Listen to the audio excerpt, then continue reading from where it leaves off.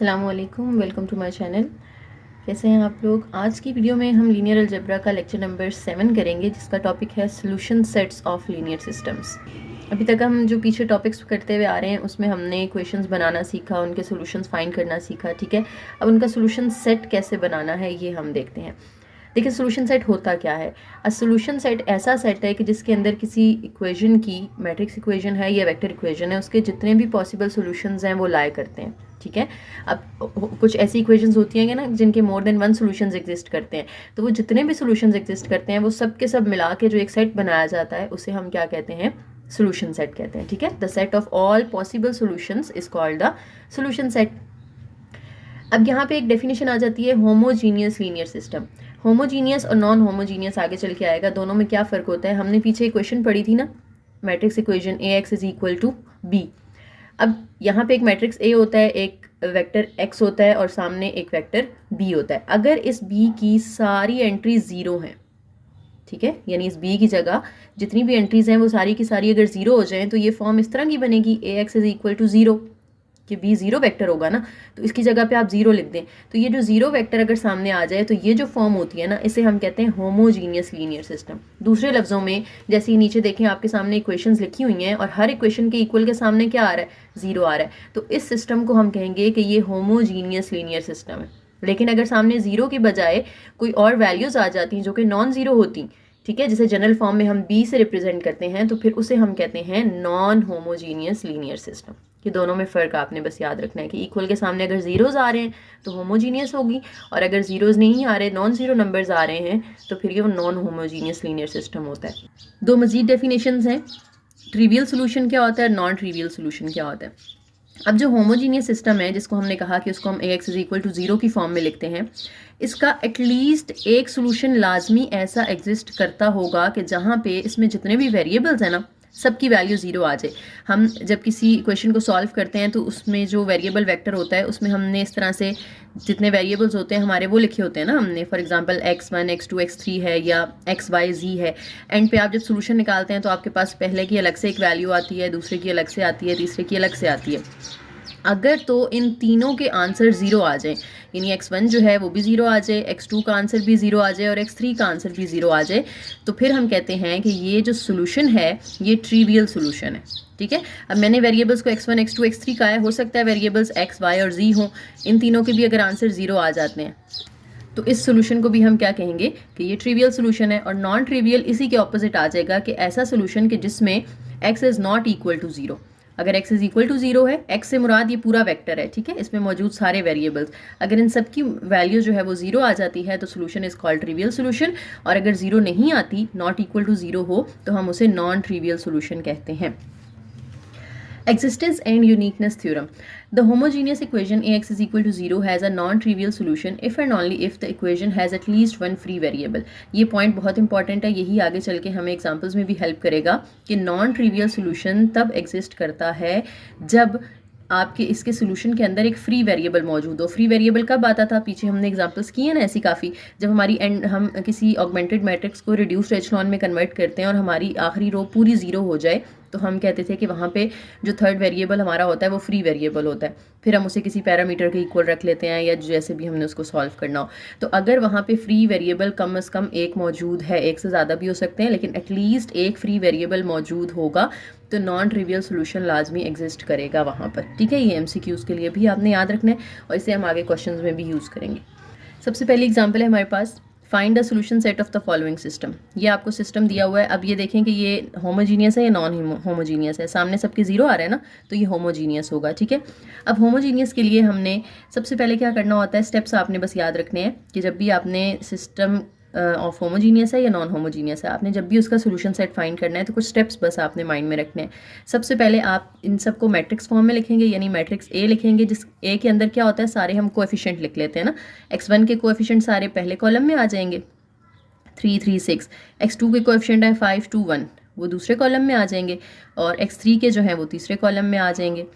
और एक हमारा यहाँ पे वेक्टर x बनता है जिसके अंदर वेरिएबल्स आते हैं, हमारे वेरिएबल्स हैं x1 x2 और x3। ये लिख लेंगे। और एक हमारा बी बनता है मैट्रिक्स, बी में इक्वल के सामने वाले नंबर्स आते हैं जो कि यहाँ पे क्या है, सारे जीरो हैं। ये मैट्रिक्स फॉर्म में लिखने के बाद आपने यहाँ पे इसका लिखना है ऑगमेंटेड मैट्रिक्स। ऑगमेंटेड मैट्रिक्स की नोटेशन ये होती है, और उसको लिखते किस तरह से हैं, आप ए वाला मैट्रिक्स ही लिखते हैं सारा, 5 2 1 -4 -4 -8, और लास्ट कॉलम में बी की वैल्यूज़ आ जाती हैं जो कि यहाँ पे ज़ीरो हैं। ठीक है, अब ये ऑगमेंटेड मैट्रिक्स लिखने के बाद आपने इसे कन्वर्ट कर लेना है रिड्यूस्ड एचलॉन के अंदर। इसमें कन्वर्ट करेंगे हम इसको, रिड्यूस्ड एचलॉन फॉर्म बना लेनी है आपने इसकी। तो अब रिड्यूस्ड एचलॉन की प्रैक्टिस आपकी हो चुकी है ना काफ़ी, कि इसको आपने 1 बनाना है, इसके नीचे दोनों जीरो कर लेने हैं, फिर दूसरी रो में लीडिंग एंट्री को 1 बनाना है, उसके ऊपर नीचे जीरो करने हैं। तो जब आप इसको रिड्यूस्ड एचलॉन में कन्वर्ट करेंगे तो आप देखेंगे कि इसकी लास्ट रो पूरी ही जीरो हो जाएगी। ये आपके सामने कन्वर्जन के बाद जो फॉर्म बनेगी ना, वो ये वाली बनेगी। देखिए 1 के नीचे दोनों जीरो बन चुके हैं, इधर भी ये 1 है, इसके ऊपर नीचे भी जीरो है, और थर्ड रो इसकी पूरी ही जीरो हो गई है। तो हम इससे अब इक्वेशंस बनाते हैं। देखिए फर्स्ट से हमारे ये x1 का कॉलम होता है, ये x2 का होता है, ये x3 का, और ये सामने b वाला होता है ना। तो ये 1x1 प्लस x2 के साथ जीरो आ जाएगा, -4/3 x3, और इक्वल के सामने क्या आ रहा है, जीरो आ रहा है। लास्ट वाला जो कॉलम था वो b का था ना, और b की वैल्यूज़ इक्वल के सामने आती हैं। अब यहाँ से x2 तो हो गया ख़त्म, तो x1 की अगर मैं वैल्यू निकालना चाहूँ तो x1 इधर ही रहेगा, ये जो -4/3 है इक्वल के उधर जाके क्या हो जाएगा, प्लस हो जाएगा। तो ये x1 की वैल्यू आ गई। सेकेंड रो से आप x2 की वैल्यू निकाल सकते हैं। देखिए ये x1 है, ये x2 है, ये x3 है, और ये इक्वल के सामने है। तो x1 और x3 तो जीरो हो गए हैं, तो सिर्फ ये 1x2 किसके इक्वल आ जाएगा, जीरो के इक्वल आ जाएगा। तो x2 की भी वैल्यू आ गई। अब इसी तरह से x3 की हमने थर्ड रो से निकालनी होती है, लेकिन यहाँ पे तो हमारे पास है ही नहीं x3। यहाँ पे x3 की जगह पे 1 होता तो हम निकाल सकते थे ना, लेकिन यहाँ पे आ गया है ज़ीरो। तो जब ये ज़ीरो हो गया है तो इट मीन्स कि अब यहाँ पे जो x3 है हमारा, वो क्या है, फ्री है। जब x3 फ्री होगा तो फिर आपने क्या कहना है कि आपने जब इसका सोल्यूशन लिखना है वो किस तरह से लिखना है। देखिए हमने x के अंदर सारे वेरिएबल्स रखे हुए थे ना, x1 x2 x3, तो अब आपने इनकी वैल्यूज़ पुट कर देनी है। x1 की जगह उसकी वैल्यू पुट करें जो हमने यहाँ पे निकाली है 4/3 x3, x2 की वैल्यू हमने ज़ीरो निकाली है, और x3 जो है वो फ्री है, तो x3 की जगह आपने x3 ही लिख देना है। ठीक है, क्योंकि x3 की कोई वैल्यू आई नहीं आपके पास, तो इसलिए आपने उसकी जगह पे x3 ही लिख दिया। अब इन तीनों में से आपने x3 कॉमन निकाल लेना है। x3 जब आप यहाँ से कॉमन निकालोगे तो इधर रह जाएगा 4/3, और ये तो ऑलरेडी ज़ीरो है, ये तो ज़ीरो ही रहेगा, और इधर से x3 जब कॉमन जाएगा तो यहाँ पे रह जाएगा 1। तो ये हमारे पास बाहर x3 है, और ये जो अंदर एक वेक्टर बन रहा है इसको आप वेक्टर v का नाम दे दें, तो ये एक लीनियर कॉम्बिनेशन बन गया ना हमारा x3v। तो ये हमारा सोल्यूशन सेट होगा इसका। ठीक है, अब इसमें x3 की वैल्यूज़ आप चेंज करते जाएं, क्योंकि x3 फ्री है ना, तो जो फ्री वेरिएबल होता है उसकी तो आप जो मर्जी वैल्यू पुट कर सकते हो। आप इनकी वैल्यूज़ चेंज करते जाएंगे x3 की, तो आपके पास डिफरेंट सोल्यूशंस आते जाएंगे, लेकिन एक जनरल सोल्यूशन आपने जो है ये निकाल के दिखा दिया है। अच्छा, अब अगर कहा जाए कि इसका ट्रिवियल सोल्यूशन कहाँ पे एग्जिस्ट करेगा, अभी तो ये नॉन ट्रिवियल है ना, क्योंकि तीनों जीरो तो नहीं आए। हमने पीछे पढ़ा था ना कि अगर कोई एक फ्री वेरिएबल है तो वो नॉन ट्रिवियल सॉल्यूशंस एग्जिस्ट करते हैं उसके। ठीक है, तो अभी हमारा x3 फ्री हो गया, तो यानी ये नॉन ट्रिवियल सॉल्यूशन होगा, लेकिन इसका ट्रिवियल सॉल्यूशन भी एग्जिस्ट कर सकता है अगर मैं x3 की जगह पे ज़ीरो कर दूं, क्योंकि x3 फ्री है तो उसकी तो कोई भी वैल्यू पुट की जा सकती है। तो अगर मैं x3 को ज़ीरो कर दूँ तो आप देखें कि जब यहाँ x3 की जगह ज़ीरो पुट करेंगे तो ज़ीरो इससे मल्टीप्लाई होकर पूरे कोई क्या कर देगा, ज़ीरो कर देगा, यानी x1 की भी वैल्यू ज़ीरो हो जाएगी, x2 की भी ज़ीरो, और x3 की भी ज़ीरो। और जब तीनों की वैल्यू ज़ीरो हो जाती है तो फिर हमारा सोल्यूशन क्या बन जाता है, ट्रिवियल सोल्यूशन बन जाता है। ठीक है, तो we can make it trivial if we put x3 is equal to 0। Next इसकी ज्योमेट्रिक इंटरप्रिटेशन भी देख लें कि अगर आपके पास एक वेक्टर है, देखिए हमने जब इसमें एक ही फ्री वेरिएबल था ना x3, और साथ में एक वेक्टर v आ गया था जो हमने अभी बनाया है, ये फॉर्म हमने अभी पीछे बना के मैंने आपको दिखाई है। तो एक जब फ्री वेरिएबल है और साथ में इसके एक वेक्टर इस तरह से मल्टीप्लाई हो रहा है, तो इसका जब हम ज्योमेट्रिकली सोल्यूशन से ड्रॉ करते हैं तो ये एक स्ट्रेट लाइन बनती है जो कि o से गुजरती है। o का मतलब है जैसे हम ओरिजिन कहते हैं ना, तो इस तरह से जो 3 डायमेंशनल स्पेस के अंदर ये o से गुजरेगी एक लाइन इस वेक्टर v की, अगर आपके पास एक फ्री वेरिएबल है तो। एक और नोट है यहाँ पे, a non trivial solution x can have some zero entries so long as not all of its entries are zero. यानी हमने पीछे कहा था ना कि अगर सारी एंट्रीज ही जीरो हो जाए, यानी x1 x2 x3 तीनों की आंसर जीरो आ जाए तो ट्रिवियल होता है। ठीक है, हालांकि इधर हमारा x2 जो है वो जीरो था, x1 और x3 जीरो नहीं थे, लेकिन x2 जीरो था, लेकिन हमने कहा कि ये नॉन ट्रिवियल है। तो एक आधा या दो जीरो हो जाएं तो कोई मसला नहीं है, फिर भी हम उसे नॉन ट्रिवियल ही कहते हैं। ठीक है, जब तक तीनों जीरो ना हो जाएं, अगर तीनों ही जीरो हो जाएं फिर वो ट्रिवियल होगा, अदरवाइज वो नॉन ट्रिवियल ही रहता है, चाहे एक जीरो है चाहे दो जीरो हैं। जब तक तीनों जीरो नहीं हो जाते तब तक आप उसको ट्रिवियल सोल्यूशन नहीं कह सकते।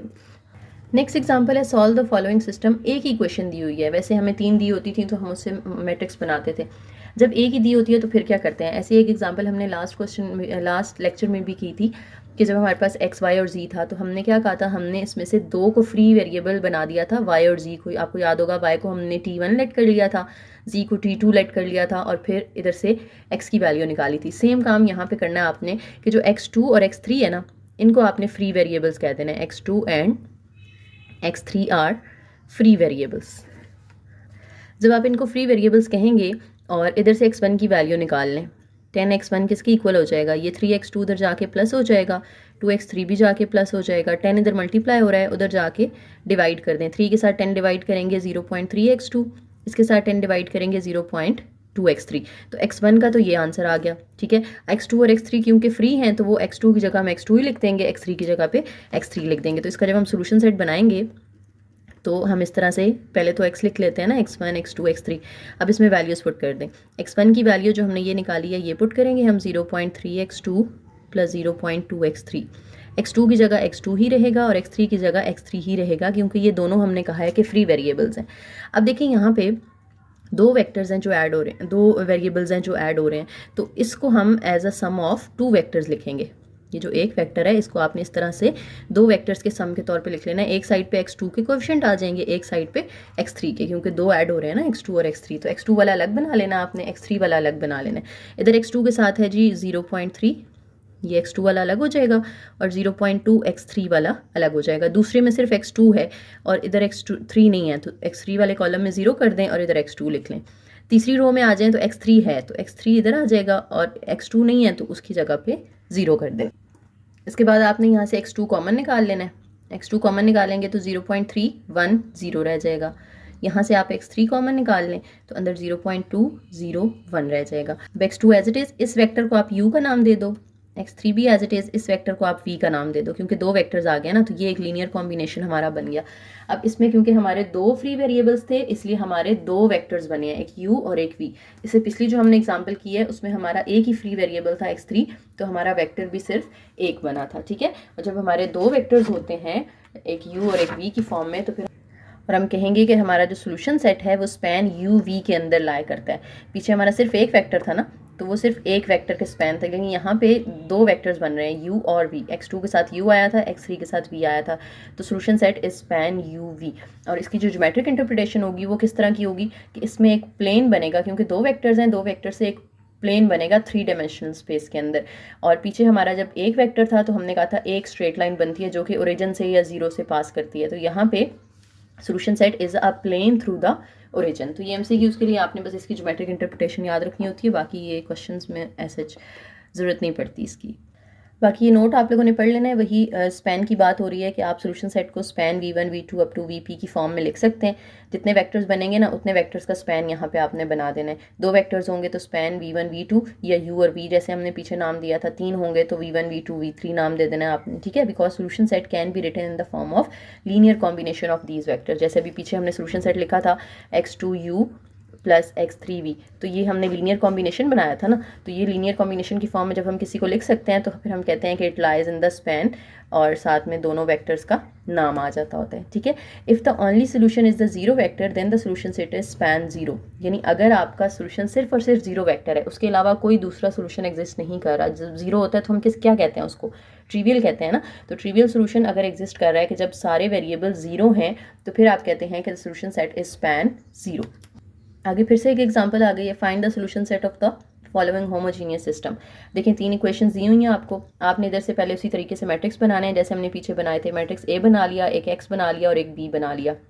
बी में इक्वल के सामने वाले सारे नंबर आ जाते हैं, एक्स के अंदर वेरिएबल्स और ए के अंदर सारे कोएफिशिएंट आ जाएंगे। अब इससे आपने ऑगमेंटेड मैट्रिक्स बना लेना है। ऑगमेंटेड मैट्रिक्स बनाने के बाद उसको आपने रिड्यूस्ड एचलॉन में कन्वर्ट कर लेना है।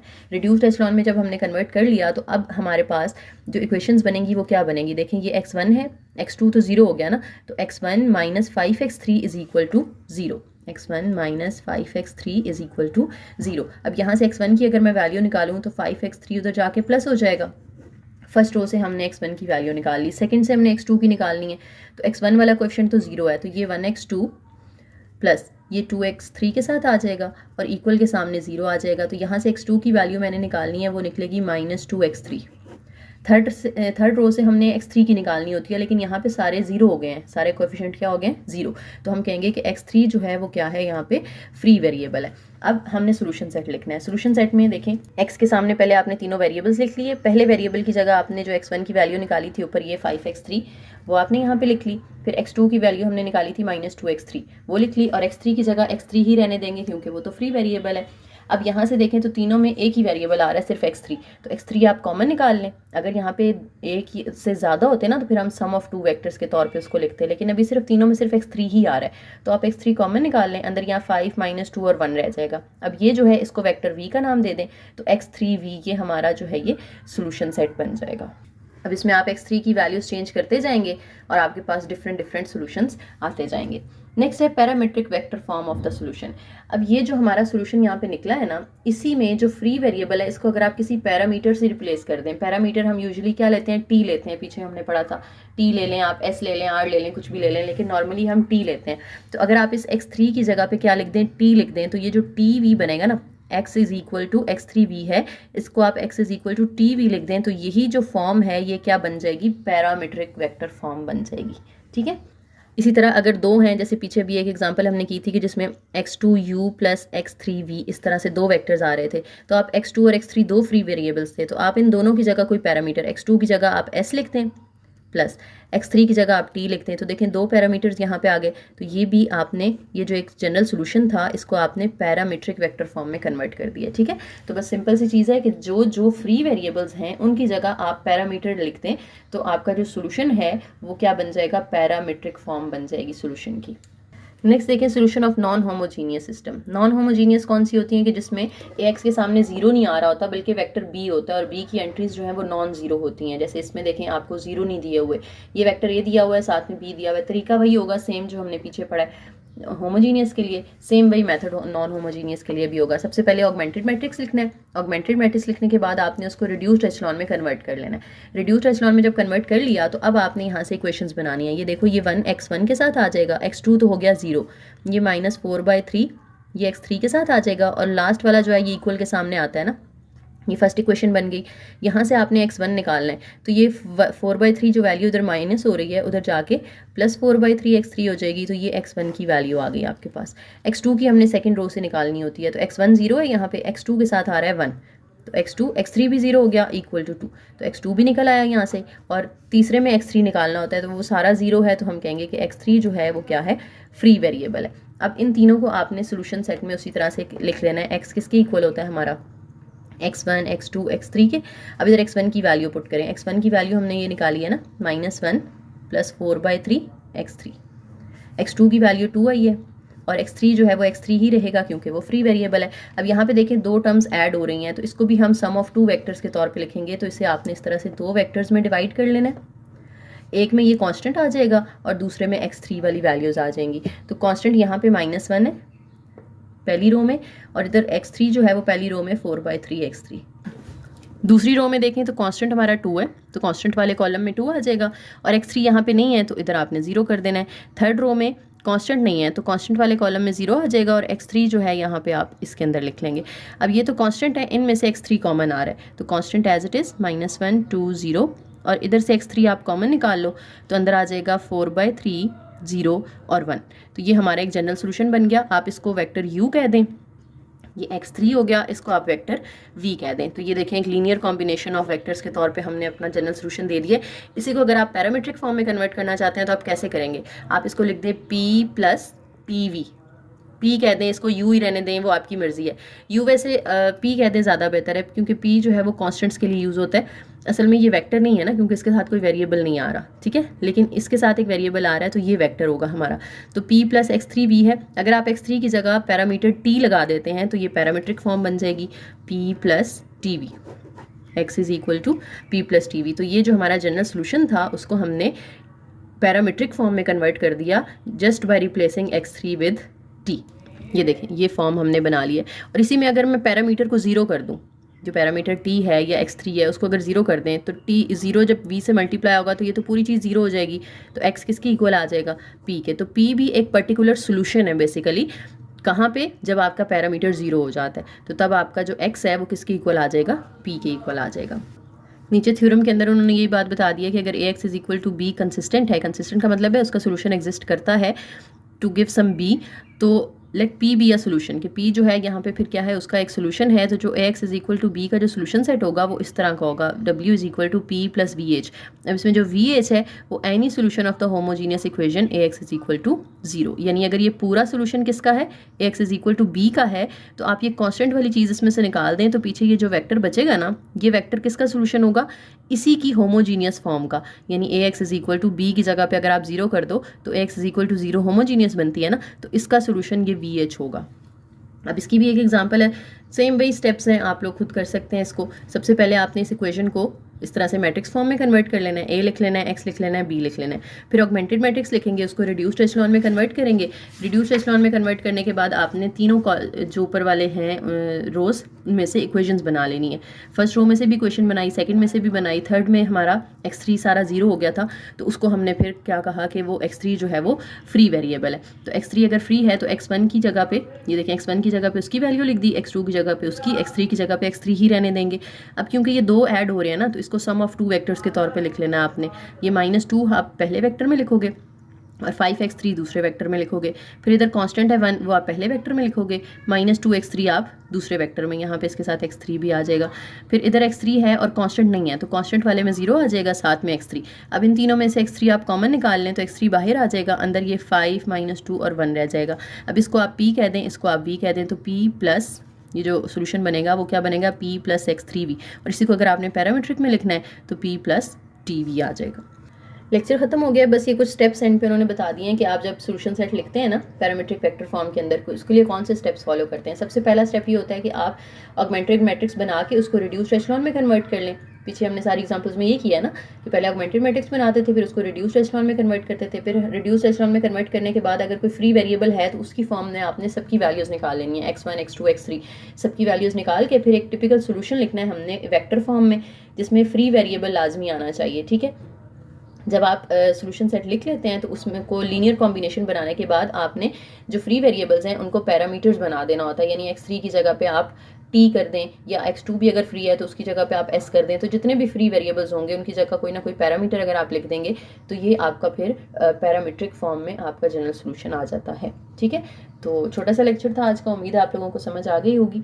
कुछ आपने पूछना है या कोई चीज़ कंफ्यूज कर रही है तो आप लोग कमेंट सेक्शन में पूछ सकते हैं। वीडियो पसंद आई हो तो लाइक करें, शेयर करें, चैनल को ज़रूर सब्सक्राइब कीजिएगा। थैंक यू, अल्लाह हाफिज़।